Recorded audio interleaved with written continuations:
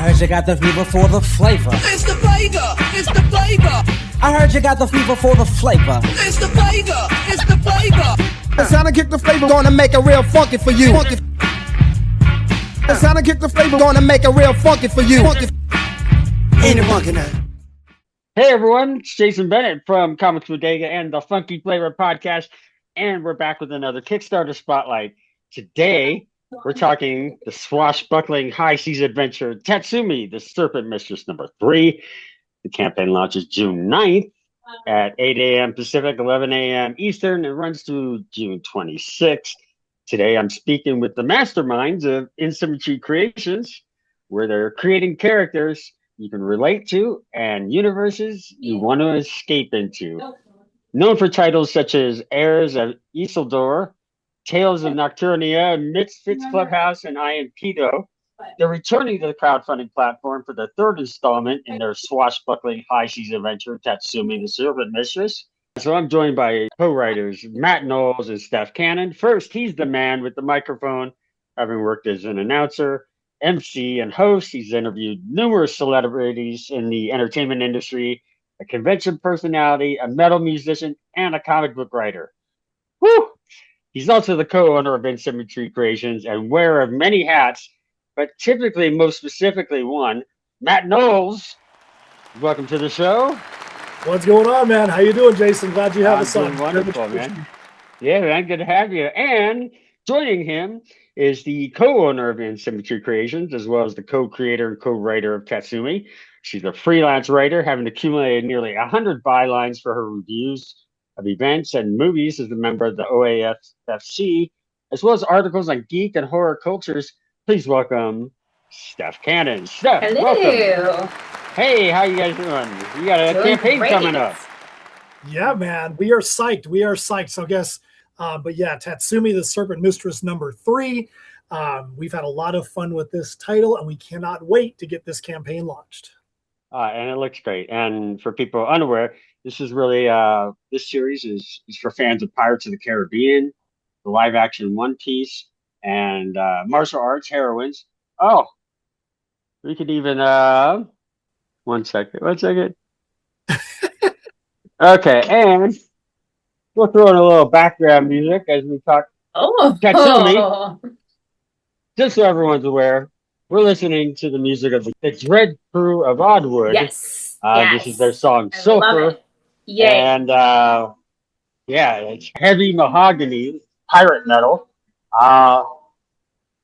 Just watched it earlier today for the first time and didn't realize this is something I wanted. I needed in my life. Right? You know, I actually for a moment there I wanted to pillage and plunder and all those things. It gets you in the mood, right? It gets you like in the spirit of things. It does. It gets me hyped up. It does. Yeah. If you go back to the campaign video for issue #2, normally our campaign videos are music that I've written and produced for our projects.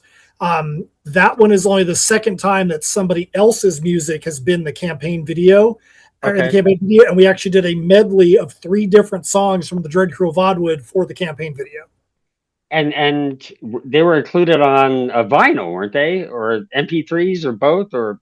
So they were actually guests in the issue. So we have a scene in the issue where we had this tavern, and we knew we were going to have a band on the stage, and they were going to get into some shenanigans.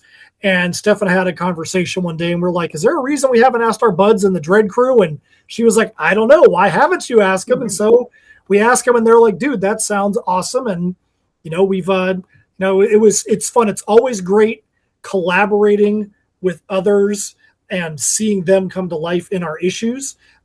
We have a super fun one coming up in issue 3. I'll let one of you we'll be bringing that up because that's big news. Yeah, and yeah, this issue 3 is already looking, just from the pre-launch page alone, to be huge. You know, not only is Tatsumi and the Crew of the Sidestalker back, but more adventures going on still with the Dark Conquestors. Am I pronouncing that right? Conquestors? Conquestors. Conquestors. Okay. and their vampire-like spirit-sucking accomplices, the Soul Rippers. Yes. So what can fans expect in issue 3 here in the continuing adventures of Tatsumi? So without spoiling it, once we get to the end of issue 2, Tatsumi, she's on a mission of retribution and revenge. Her kingdom, the Yamaran Empire, was basically destroyed, razed by the Dark Conquestors and the Soul Rippers. And as far as she knows, she's the only one that has survived. And through the first 2 issues, she's trying to figure out how to survive, and she's trying to figure out how to get a force together that can go and combat these supernatural, otherworldly type creatures. In issue 3, you're going to see a little bit more of her and the assembling of that group and getting them ready. You definitely get to see a lot more of the Dark Conquestors and Soul Rippers in issue 3. And everything seems like it's going exactly as planned, but not everything is as it seems. And that's kind of where we start issue 3. Very nice. Very nice. And in the PDF that contains 5 ash cans of your previous works, so you can download and check out all the things that they're doing over at In Symmetry Creations. I remember the first issue of Tatsumi that was shown, very first scene, her just kind of brought out of the water, just seemed shocked what's going on, and encountering this new crew that she encounters, and it really kicks off this whole series.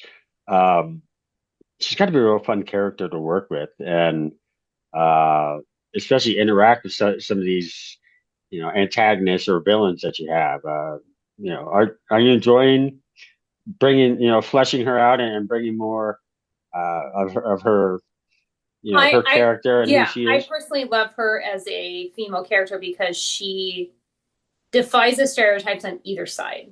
She's badass. You know what I mean? She knows how to fight. Right. She knows how to stand up for herself. She knows how to push for what she feels is right. But she also has still a feminine side to her where she comes from a culture where a lot of things might be improper. And when she gets thrown in with these band of pirates, they have a very different way of life. And she wants to keep her dignity. She wants to stay demure in the few ways that she can without being rude to them, while also being like, hey, I can hold my own, and I can kick butt when I need to. And that's what I love about her, is she is the perfect dichotomy where I feel like anybody that's reading it, whether they are no matter what walk of life they are, they can relate to her, and they're not going to see her as just a token female, or she's just there to look good and do nothing else. No, she can fight, but she's also very respectful and caring and kind-hearted, and that's, I think, what we all want to be. Yeah, very, very. She's very, like you said, she shows that she can be independent. She's really strong-willed. She can be a leader. This isn't like you picked up, what was her name, Elizabeth Swan. You just Absolutely. bring her up on the ship, and she's just sitting there. Huge inspiration. I mean, and that's okay. Like we lean into it. We're like, hey, if you like Pirates of the Caribbean, this is it. And that's yeah. So I love it. I was watching actually Pirates 1 about 3 days ago. Just a coincidence, just to have it on. It's so good. I need some pirate in my life. I mean, it's such a fun genre, and you guys are definitely having a good time delving into that genre. In issue 2, you had the appearance by the Dread Crew of Oddwood, the musical band, as a special appearance. But this time around, issue 3, you have a celebrity guest appearance from Efron Ramirez. So if that name doesn't sound familiar, Napoleon Dynamite's Pedro. So what the heck? How did how did you connect with? I know the convention scene. I know how that is. You can meet people from all different walks of life in the entertainment and industries. How did you connect with Efren, and what roles are you going to play? So Efren was an interesting situation. So we do a show in Shreveport, Louisiana every year called GeekCon, and we're there as guests. And when we're at conventions, we're always dressed up. That's why my convention, is kind of the hashtag Top Hat Matt. We always have a steampunk kind of vibe, but it's our own look to us.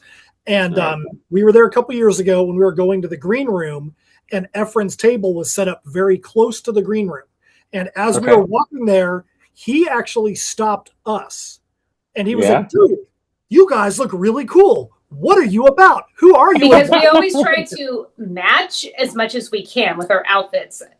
In any way. And you do. The same shirt or like same color scheme. So and in the promotional videos, I looked at other Kickstarter videos you've done before. Your stuff on Asymmetry Creations website I get it. And that's why I mentioned the hat when in opening, because I'm like, okay, there's the look. I'm like, okay, it's just a nice cohesive look that makes us look like a unit. So it's an intentionality that makes it where for somebody like Efren Ramirez is going to be like, hey, why do you guys look like this and what are you about? And we told him that we are, comic writers and content creators and convention personalities. And that really interested him so much so that he literally was like, dude, I want to know more about you guys. He's like, can I put my number in your cell phone? And I was like, yeah. Okay, Pedro. Like, sure, that sounds good. And so I think the correct response is, yeah, right. Yeah. I mean, we had we'll be like, sure, but inwardly we're like, what? You're like, what else do you think I was going to do if Efren Ramirez, Pedro said he's going to give me put his phone number on my cell phone? What else would you do in a situation like that? Yeah.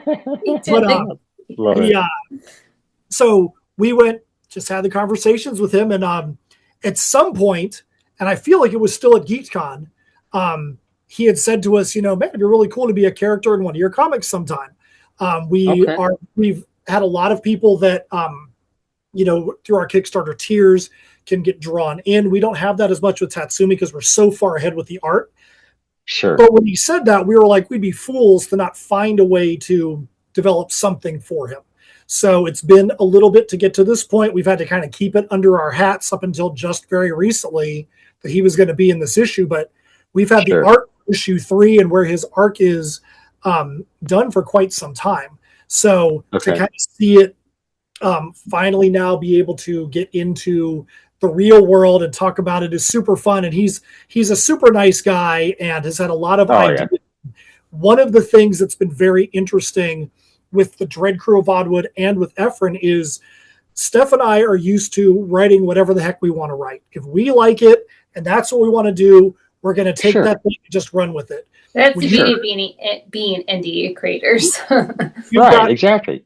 Yeah, when you've got another entity that is a public entity that has their own image or their own desires, things like that, then out of respect, you have to kind of run what you're doing through them. The Dread Crew had a couple of things, like when we gave them the initial draft of what their characters were going to be, they had some input. We went back and changed it to something that was more to their full liking.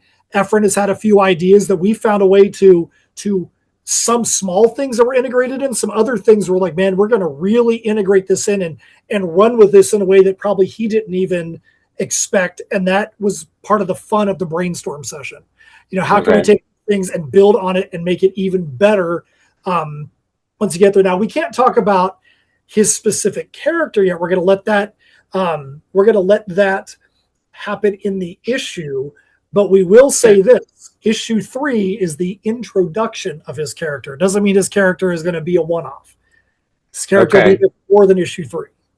Okay, and how was his input? Was it you guys took a little bit? Because I know a lot of people in entertainment, especially in the TV and film industries, have jumped on board with comic books, and usually it's more of an active role, like as either a consultant or an actual writer themselves, adding to the script. But this is a little more unique because you're bringing him in as a character within the comic rather than as a member of the creative team. So how did that part work out with did you toss ideas back and forth what the character you were shaping for him was going to be, you know, some based on him, some integrating what you already had in the Tatsumi story so far, or you know, we already knew where we wanted. We had a character that was designed where it could be his character. When we had this conversation with him, we were still in the process of getting Heirs of Isildur, the Perilous Prospects, book 4 and book 5 done. So we're like, is there a spot for him in Heirs of Isildur, or is it something that's going to work out better in Tatsumi, the Serpent Mistress? I see Steph smiling. Sorry, there's a kitty. There's a kitty. It's the bodega cat. Yeah. Anytime I'm on, you know, the bodega cat has to show up. I know, the keeper. Like I'm sorry, there was a kitty. He's too much. Yeah, no, that's my boy. When we were developing this character, we knew what we wanted for him. We knew where we wanted part of the arc to go. So we kind of said, hey, this is where we think this would be. And then he shared, well, it'd be nice if the, you know, character kind of did this, or kind of, he kind of took our thought and kind of built on it a little bit. And then once we kind of built it, that we took it back to him and said, this is kind of where we see it. And he's like, well, I can see this. Yeah, this is really cool. And we could do this and we could do that too. And so there are little things like a good, for instance, without getting into any spoiler territory, we're like, here's what the name of your character is going to be. And this is what we propose. And then he's like, that's cool. He's like, what do you think about this? And we're like, listen, if that's what you want the character's name to be, boom. Yeah, we're not dead set on a character name. Yeah, like, we're not married to it. And if that's something that he said he was going to be happy with, we're well with it. And there's been a good back and forth brainstorm session. The thing with something like this is someone that's coming in, whether it's the Dread Crew, whether it's Ephraim, they don't know the full story arc that we are constructing. So they have to kind of trust us with how the character is going to fit into the overall story. Sure. And so it's just been some input on ways for his character to have a little more flavor. And since he doesn't know the overall arc, he might have great ideas that might not fit in with the story. He might have great idea that, well, like, you know what? We didn't think about that before. We can find a way to integrate that and make it better. We always have fun with that. For like, I'll give you a good, for instance. We have a buddy of ours who is a longtime supporter that bought into be a drawn-in character in one of our issues, but he's in a wheelchair. So we're like, how can we put, and this was in our steampunk title, and we're like, how can we take a guy who's in a wheelchair, bring him into our steampunk issue? And so we're like, dude, we're going to have tons of fun with this. We made him a unicycle, not a unicycle, but it's a monocycle where you have the big giant wheel that there's all kinds of gears. It looks freaking cool. Like it looks cool. We made him look in the steampunk theme. Yeah, absolutely. You know what? I might have the book right here. Let me see. Yeah, because we're like, hey, this dude is a major supporter of us. He's throwing a lot of money, and he doesn't care. But we're like, absolutely. How fun would it be to make him look freaking cool? And he loved it. Yeah, there we go. Yeah, he's very cool. Still in a device where we're not making him walking around. So we made a character that was that'd be unrealistic. That's not him. Yeah, we made a character. He is who he is, and we want to reflect that. But we're like, let's make him look cool because he's all about that. He's like, if I can look cool, great. Because so that was fun. So found a way to make it in there. So that's always fun and it challenged us, a fun challenge. How can we integrate this person in and do it in a way that's going to make them feel good about the appearance, but also work in our storyline. Yeah. Right. Yeah, because normally you can't just throw a wheelchair into a steampunk adventure or a pirate epic because it's kind of he's such a supporter of ours. We're like, let's make him look cool. We have that like relationship with him where we know that he'd be okay with it. And we're like, we're just gonna do whatever like to make you look freaking cool, dude. Like you've been in a wheelchair your entire life. Right. We gotcha, So that's awesome. And it's fun. So that's cool to have. And like you said, with Ephraim, this isn't just a cameo appearance. No. We could just leave it. He's a character. Mm-hmm. Yeah, he definitely gets to be a character. and it definitely isn't just a, let's just put his face in one panel and kind of go from there. Definitely is a character that will be revealed in this issue, and we will go from there. It's going to be fun. Yeah, so everyone, more reason for you to jump out and get Tatsumi the Serpent Mistress 3. It's the first appearance of Efren Ramirez, his character in this series. Yay! Vote for Efren, vote for Tatsumi, vote for Pedro. There you go. This time around, you have some great covers for the campaign, and you've been revealing them during the pre-launch, slowly rolling them out. Who's covering covers for you? Because I know you have some repeat from the last campaign. Tell us about and they all look just beautiful and just stunning, by the way. Just very brilliant looking illustration for cover work.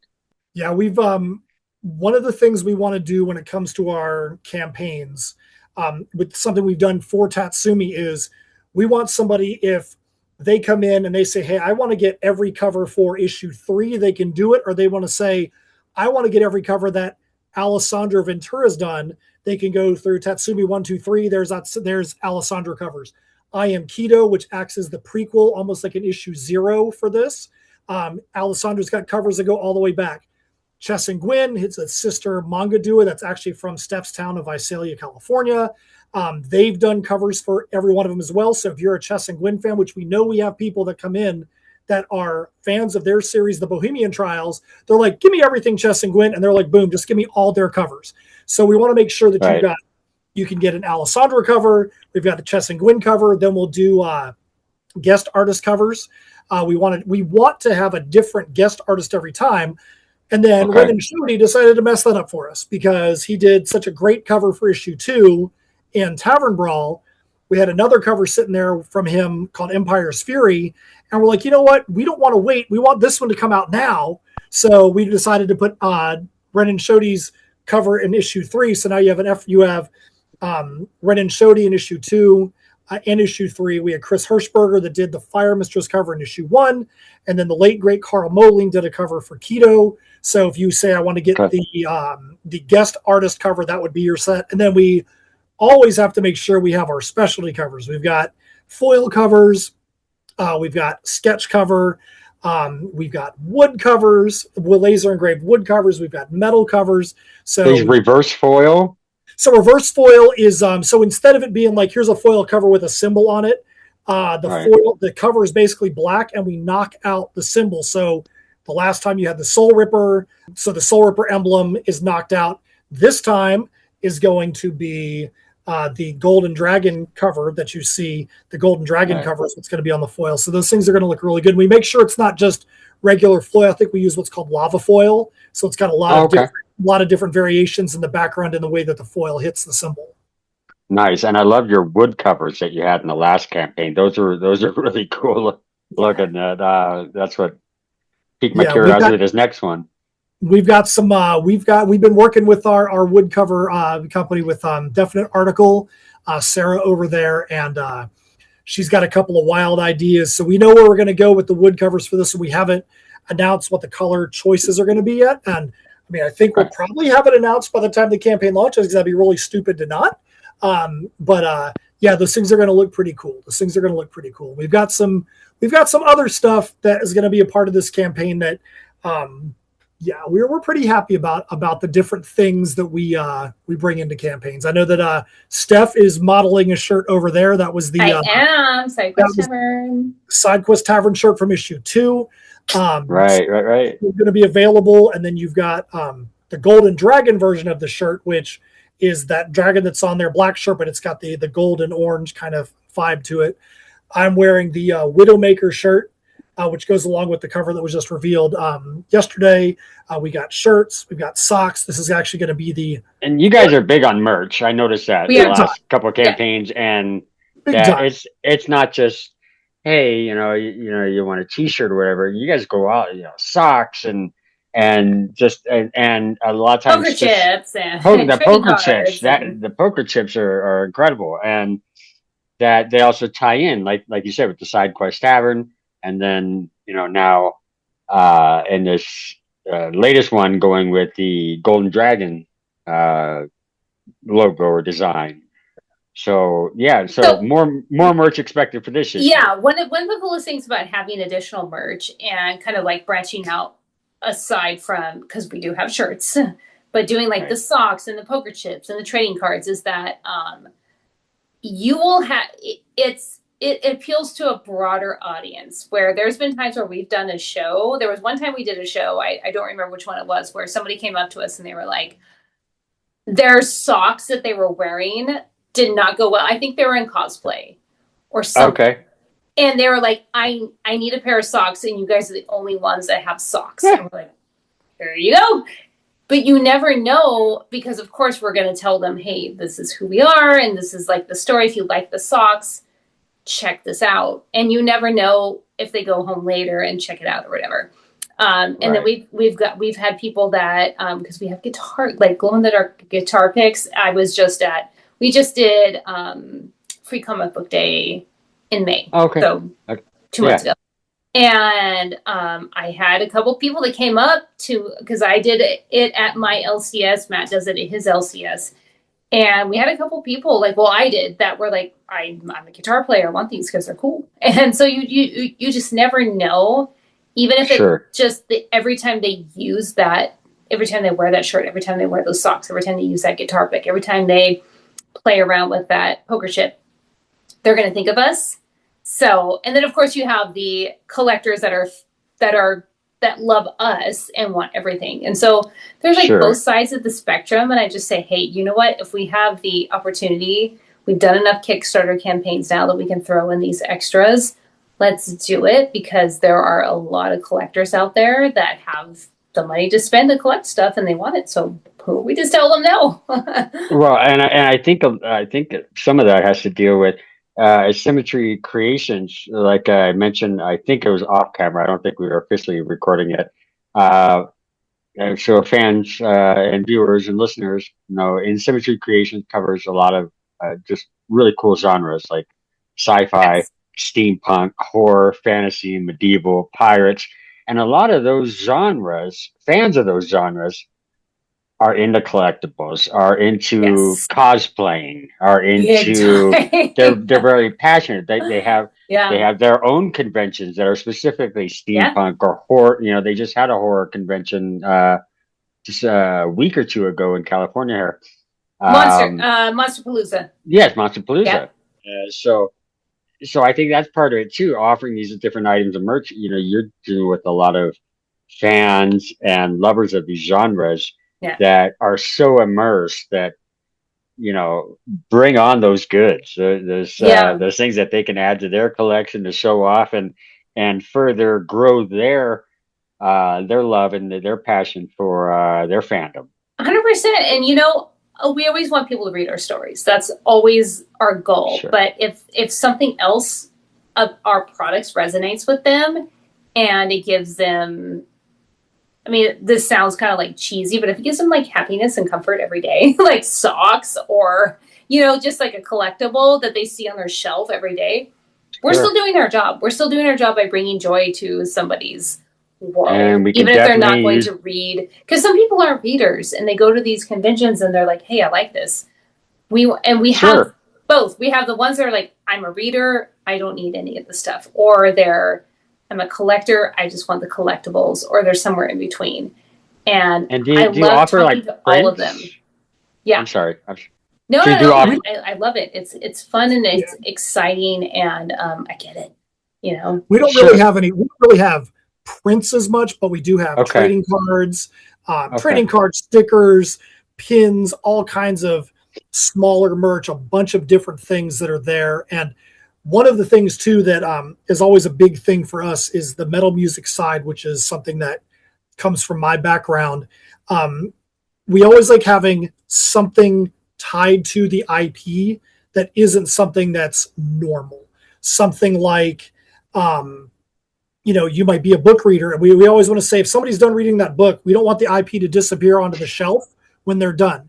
They might be like, oh, that song is pretty cool, and we always want the song lyrics to expand out the stories. So, I want to go hear a little bit more about that. Let me go see what's going on with these song lyrics. Or, like Steph was saying, they might never even read our stories, but they may be like, you know what? Every time that InSim puts out a pair of socks, I want those things. And we have those people. It's kind of funny, but we do. Fan of us, and we go Fine by me, And people sport those socks, in the hopes of people seeing them and usually going, "Oh wow, those are crazy! I love them. Where'd you get them?" Yeah, that's exactly it. You have no idea where your reach will go. Yeah. Once somebody buys a piece of your merch, and so we're never going to tell somebody if they want to just buy a shirt. I can't tell you how many times. So one of our titles is that we haven't really touched on is an all ages title called Misfits Clubhouse. It is the way that we market it is it's Saturday morning cartoons meets like it's basically like it gives you the feeling of Saturday morning cartoons.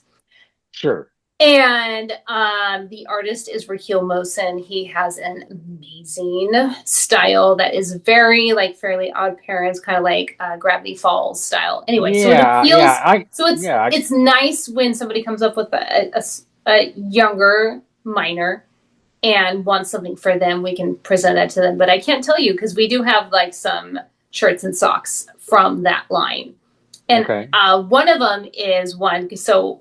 One of the characters is a sloth, and that's just one of the friends. It's a group of friends. Yeah, there he is. Nice. Yeah. So it's a group of friends. Two are regular-looking human children, and one is a ferret and a sloth. And that's just it's silliness because it's all ages, and so it doesn't matter. But we did that peace, love, and slothiness kind of like line, I guess I should say, where we did the poker chips. But we did shirts as well. And those shirts are very popular because they are tie-dye and it's peace, love, and slothiness. And so it does appeal to like a certain, like we have noticed that there is a certain demographic that like loves that because they're like, oh, this is, So, hey, you know what? If you're going to have fun with it and wear it, by all means. We have a piece of merch that when we're recording has not been revealed yet. Do you want to see this merch? If he says no, I'd be like, I did go to the bathroom before we started, so I don't think. I think. I think so. I promise. I'm going to turn my video off just for a second, and I'm going to come back, and you're going to see. Okay. We won't be there. And let people know while we're waiting here for a second. Misfits Clubhouse, you can see in the 5-issue. Ashcan sampler, from Insymmetry Creations will definitely get you. Oh boy! Oh god! Oh, it's so weird. Look at Cthulhu. Yeah, this is a fully made leather mask from our leather workers. I know you probably can't hear me in here. No, we can't. I can hear you. The great part about it is you're a little muffled, but we can still hear you. GB Leatherworks is our leatherwork partner. And they always do some crazy, crazy stuff for us. And we've had a plan to do this wearable Widowmaker mask, a.k.a. the Cthulhu mask, a.k.a. the Octopus mask, a.k.a. the Squid mask for this issue. So it's going to come in red. It's going to come in green, just like it is on that Tyrant's cover. I do like the green. The green is pretty cool. We're also going to have another one of those that is called eccentric craftsman, whatever they feel like doing at the time, that's what it's going to be. But so that is the wearable Cthulhu mask. We think this is the craziest piece of merch we've ever made for a campaign. It is. Wow, you're making it easy for cosplayers. Cosplayers can jump on that, throw on their favorite pirate outfit, and get out there. You look like cover 3 of Ventura's cover. Well, it's funny because they sent the prototypes to us, and I'm like, "That looks freaking cool." And then Matt did like a few promotional pics for it, and with him wearing it, I was like, "Oh my god!" I'm like, "That looks a little weird," but you do get used to it after a while because it's just so like, But for anybody like wanting it, and okay, I'm in California. Matt's in Florida. So I went to a few of the major cons in California, and I went to one, and there was a vendor, and I don't remember their name, but even if I did, I would never call them out because that's just not professional. But they had some masks that looked like that were not I took a picture and I sent it to Matt, and I'm like, our leather workers could do better. It's not that they didn't look good. You could just tell the precision and the attention to detail. Quality. Yeah, we know the quality was not the same as what our leather workers can do. It's just kind of like it's not that they were bad looking. But well, I mean, who has connections with leather workers? I mean, I can see people doing 3D printers. I mean, those are becoming pretty common. But, we have done shows. We've done a few shows. There was a steampunk show in Central Florida that used to happen twice a year. And that's how we met them, is that we just happened to be paired up next to them and we became friends with them. And then it became a thing where we would ask like the showrunner, hey, can we all be together? Because like we want to like, we need to be like next to each other. We need to be neighbors. And they have a whole setup to where they're like blacksmiths. Like they're like hammering things and like it's all handmade. It's a crazy... Yeah. Like if there's ever an apocalypse, I'm gonna want to be with those guys because they're gonna give us like some armor or something. I don't know, with just a hammer and a anvil or whatever. And definitely a great item for Lovecraftian fans. Yeah, obviously. But now, are these going to be limited? Is there a limit on these, or is it a special tier, or is it an add-on? What are your plans for this really dope mask? I'll tell you about that. So just want to let you know, just got a message from Efren. So I just said, hey, literally recording a podcast talking about you right now. Nice. So when it comes to the leather work, one of the great things about working with somebody like GB Leatherworks is they're all made to order. So if let's say that we put the campaign out there and we sold 3 of those, because they're not cheap items, but we sold 3 of them, they're going to make that. If we went out there, we did something crazy and we sold 10, then they're going to make 10. So it's for something like that, it's not really limited by the quantity. We do have other things on our campaign that will be limited to a specific quantity. When it comes to those, hey, if a bunch of people want them, by all means, let's go. We've had some items that we've sold that we've probably sold 20, 30, 40 of them over time, smaller items from GB that are just really popular. And we're like, my late brother had a phrase that we try to live by, is that nobody wants to be in the sales prevention department. And especially when it comes to leatherwork, something like that, if people want to buy it, why are we going to tell them no? Sure. And I think people, regardless of the cost, they appreciate the hand craftsmanship that, yes, it may take a little more time, but, there's more love and work put into it, that you're going to get something high quality rather than something rushed or just, punched out in a press and moved on. Here's another one and just, like factory assembled. So, and that's actually a really good point, because one of the things I'll show you on these masks is you look and you can see the stitching. Nice.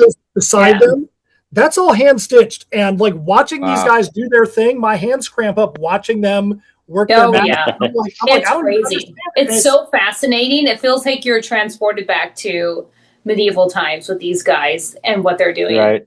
That's a valuable skill to have, because you never know, like if you might need it like later on. I can only imagine stopping by your booth at a convention and seeing like a blacksmith with an anvil or something going to work while you're selling comics.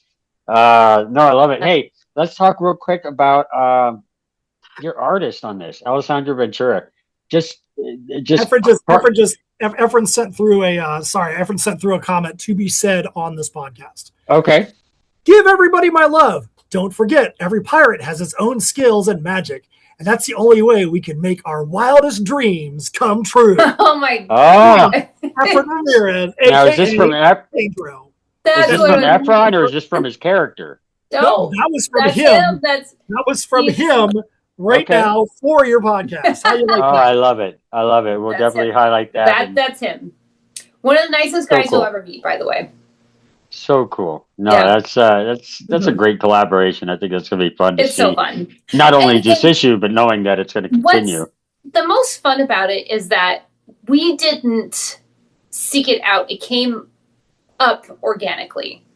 And that's important to note, because as Matt mentioned, he does do a lot of MC and panel hosting for some major celebrities. I mean, we could go down the list, which is not what this podcast is about, but we could go down the list of major celebrities that he has sat down and interviewed. Sure. And we have sat or stood in a green room having conversations with. I'm lucky enough, like we have been lucky enough to meet a lot of celebrities through what he does. But this was an organic thing. This was not somebody that Matt was going to interview. We have made friends with people that Matt has interviewed because we have talked with them and been like, hey, because a lot of times when you approach celebrities and you go, hey, I'm going to be sitting down with you and interviewing you for an hour in front of 1,000 people, they need to feel comfortable, which we totally get.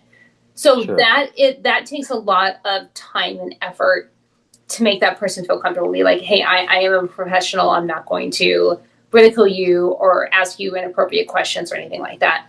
But this was one of those rare moments where we were just con attendees, just like he was. You know, he was a guest, and so were we, but different calibers. And we just walked past and just struck up a friendship. So that's the fun thing about it, is that it wasn't solicited. Happened. Yeah. Right. Yeah. Solicited, it just kind of happened organically. Yeah. And I think that's something that's really cool on the convention scene too.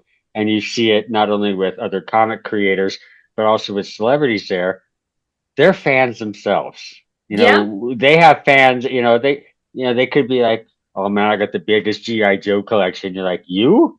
Really? Yeah, I know. But you realize that they have fans, so when they saw you guys walking by, something caught your eye that he enjoys and he appreciates or respects enough to approach you and go a little further with it, especially unsolicited. By the way, shout out to GeekCon in Shreveport, Louisiana. I don't know if we mentioned their name yet or not, but I'm going to mention it again just because that was the show that we met them at, and they're a great show and they treat their celebrities and guests very well. So I just wanted to That's so cool. No, like I said, I'm looking forward to more from Efren and his involvement in this. And let's I so rudely interrupted you when you were in the middle of the question about Alessandro, our artist. Yeah, I know. Well, I'm used to having celebrities just kind of interrupt my show, but that's not us. That and cats. But your cat can interrupt you anytime. Alessandro is just crushing it in his work in the series and the covers too. I mean, like I said, that cover A with the very Davy Jones-esque, like you said, squid, octopus, basically, get the cool outfit to match and you're set. Oh well, and probably the socks to match. That's exactly right.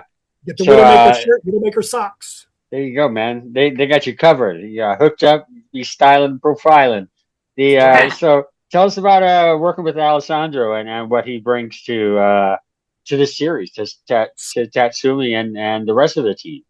So outside of Misfits Clubhouse, Alessandro has been our main artist. Other than anthologies and Misfits Clubhouse, we've had other artists we've worked with. Alessandro's been our main artist, especially through Heirs of Isildur, The Perilous Prospects, and I Am Keto and Tatsumi. We've got a really good working relationship with him. As you said, he crushes it. There's no praise is too much when you're talking about Alessandro and the work that he provides for us. One of the funniest things, which most people don't have this happen, but Alessandro works so fast in what he does that he actually outworked us at a point where he's like, hey, do you have the script ready for X? And we were just finishing up the Kickstarter campaign for issue 2, I believe. And Alessandro had already finished the art for issue 4. And he's like, you guys have the script for issue 5 yet? And we're like, dude, we need a second. We're like, we've got the ideas, we got the stuff. And we're like, we just didn't have the stuff ready. So that's something that doesn't normally happen. Normally, you're waiting forever. We've had so many experiences where you're waiting for an artist to get you art and it's taking forever there. He's waiting for us to get him that next script, and that's a good problem to have. I mean, well, yeah, it shows his passion for it, that he's something that he's really in love with and excited to draw. He's obviously, give me more, feed me. He's a very dedicated artist, incredibly talented, but also very communicative, which is very nice and very professional, polite. And so it's rare that we get a absence from him. But when when there is one, it's like he's like, oh, sorry guys, but my power out was out for 3 days because we had torrential rainstorms. And we're like, dude. Like I live on the side of a mountain. I live on the side of a mountain in Brazil, and so the we had a flash flood. Okay, dude, roll with it. We got you. Wow. But that's and he's so incredibly talented. I'm so fortunate to have him on our team and to just kind of roll with the things that we throw at him. And the thing I love about artists is I love when they're like, hey, if this is what you want to do, I'm good with it. And then there are times when he'll say, hey, you know what if we do it this way or we change the angle because I feel like artistically it'll look better. And there are a lot of times where we go, okay, yeah, that's fine. Go ahead and do that. Because if it's going to be more that's where their experience comes from, that they may be able to visualize something in a way that you hadn't considered just because of work that they've done before and understanding how to approach panels and kind and considerate and is for the betterment of the project and not posturing in any way. And so we're like, yeah, dude, like, go for it. Like, if you feel that, like, we have let him have some fun with it, which is what we always want our artists to do. We don't want them to feel like workhorses. We want them to have some fun in what they're drawing. And if something speaks to them, we're like, by all means, go for it, you know? All right. One of the things that's been interesting is with both Alessandro and our main colorist, Alan, they normally want to go along with the story as they get the pages. They're not normally I want to go read this entire issue and understand it, and then they kind of have that fan mentality where they kind of want to see things unfold as it goes. And when we did I Am Keto, we love making sure there's Easter eggs and callbacks and things like that. And when we did I Am Keto, which is the fantasy horror prequel to Tatsumi, there was something that we needed him to draw on page 1 that made no sense at all. It had no bearing whatsoever on page 1. We knew we needed that callback for later on in the issue. And so we had to tell him, hey, listen, when you draw this, we know we have this thing saying that we need this one specific element in here, and it doesn't make sense. It feels like it's just out of, like, why are we making a big deal about this? We like, trust us. This is going to get called back 60 pages later. And he did see that callback 60 pages later. Okay, and that happens quite often where they have to trust that we know where we're going there and kind of go with it. And definitely mutual trust. Together, you get that. You have that relationship eventually. Right. Yeah, that mutual trust is important to have, that you respect their experience and their knowledge and artwork and design and layout and things like that. And at the same time, they respect your decisions and what you're planning and the groundwork that you're laying for the series. And I did want to mention real quick, Alan Emmanuel, your colorist, right? Yes, incredible colorist. Also from Brazil. From he and our artist know each other. And so it's like a very interesting relationship that we all have together. So him and Alessandro know each other, and so from the flash flood, or I think so. I think they think it might have been the same flash flood. Yeah, we've had. They don't live. They live somewhere near each other in Brazil, but not I feel like on the opposite ends of a mountain. Maybe. Brazil is pretty big, so we've had 6 or 7 artists. It's really weird that outside of the U.S., the second most, the place we've had the most artists is Brazil. We've worked with 6 or 7 people from there.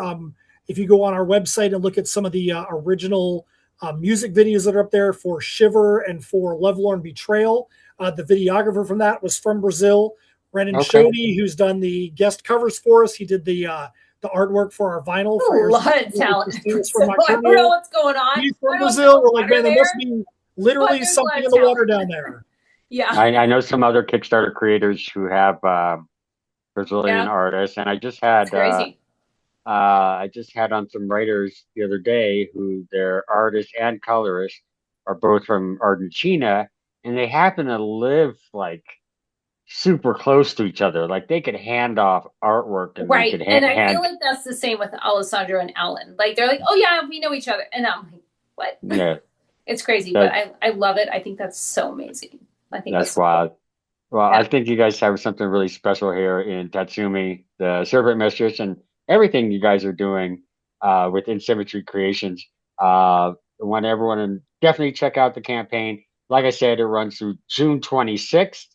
It's Tatsumi, the Serpent Mistress #3, the highest seas adventure, swashbuckling, all that good stuff, and a powerful female lead. You definitely want to check it out and score some merch. And check out Efren's debut and pick up a mask. And I mean, they got you hooked up all around, man. This is going to be a crazy, just an explosive campaign. And I wish you both the best of luck. Everyone, please thank my guests, writers Matt Knowles, Steph Cannon, co-creators and co-writers at Tatsumi, and the co-owners of Symmetry Creations. Thank you so much for taking the time to speak with us and sharing your campaign. And best of luck with the campaign, man. I'm looking forward to stretch goals because I think you're going to hit your target funding goal pretty easy. You got a lot of great stuff. We hope so. Cannot wait to see you on the roll call, man, because we make sure everybody gets on that thank you list. Can't wait to see your name in there, man, so that way you can experience the entire story with us as we go. Yeah. And you can pick up earlier issues. And I'm going to have to pick up issue 1 and 2 as well. So I'm going to pick up all 3 and I love it. Yeah, just immerse myself into this world. So thank you again. And again, best of success with the campaign. Thank you. Thanks so much. Man, special thanks for Matt and Steph sitting down and talking with us at the Funky Flavor Podcast. Be sure to check out the campaign. You can visit it at bit.ly/the Serpent Mistress 3. That's the Serpent Mistress and the number 3. You can follow Matt Knowles online on Facebook at matt.knowles, that's KNOWLES, or on Instagram at DRANGUISH, Dr. Anguish, that's what I'm presuming. Follow Steph Cannon online on Facebook at Steph Cannon Writes, and on IG, Steph Cannon Writes. And follow Symmetry Creations online. They're all over the web, and you can check them out on their own site at insymmetrycreations.com. And for more from me, Comics Bodega, and the Funky Flavor Podcast, follow us at TahoeJBennett across socials, at Comics Bodega across socials, and at the Funky Flavor on IG and Blue Sky. Of course, always at comicsbodega.com. 24 hours a day. The bodega is always open. Thank you for watching and listening, however you're taking in this content. Hope you enjoyed it. Be sure to subscribe, like, comment, do all that good stuff, and stay tuned for more.